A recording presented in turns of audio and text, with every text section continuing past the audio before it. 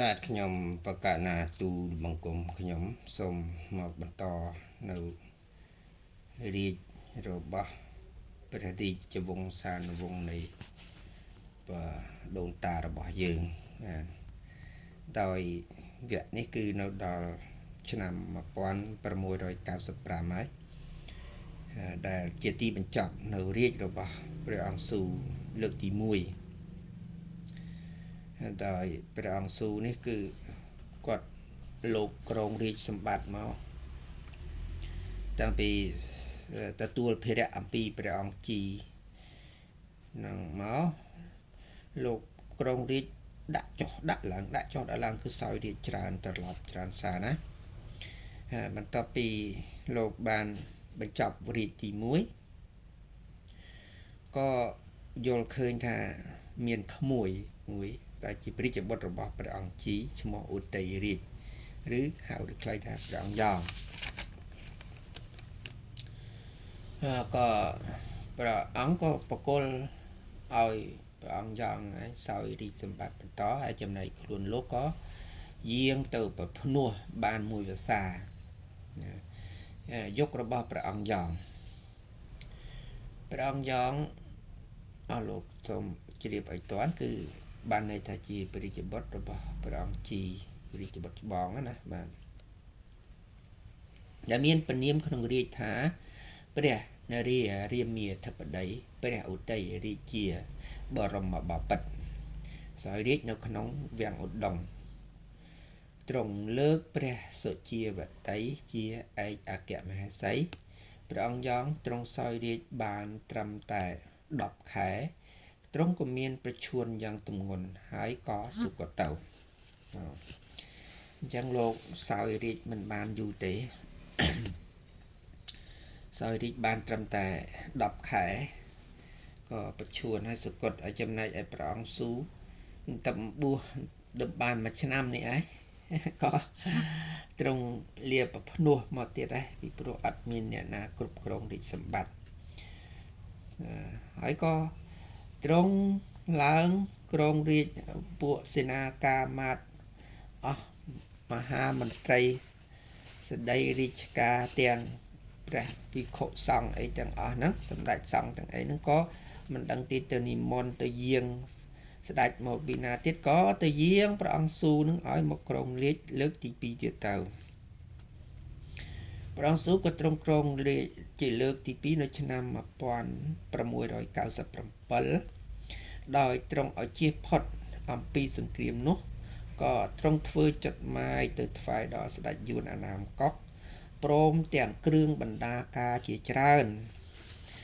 ដើម្បីសុំយាងព្រះអង្គអឹមឲ្យត្រឡប់មកវិញព្រះជ័យចេស្តាអង្គស៊ូទ្រង់សពហរតីនឹងព្រះអង្គអឹមនេះណាហើយក៏លើកព្រះអង្គអឹមនោះឲ្យឡើងជាសម្ដេចព្រះកែវហ្វានិងលើករាជបុត្រីឲ្យធ្វើជាមហេសីទៀតផង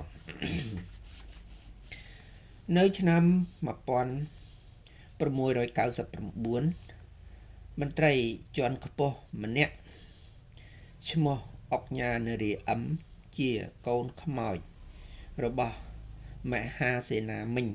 ជាមន្ត្រីទុច្ចរិតចូលចិត្តញុះញង់បំបែកបំបាក់ហើយមិនចេះកោតខ្លាចនឹងចេះស្ដារស្ដេចផែនដីផងព្រះរាជាមានការស្ដីបន្ទោសបន្តិចបន្តួចក៏អន់ចិត្តនឹងស្ដេចផែនដី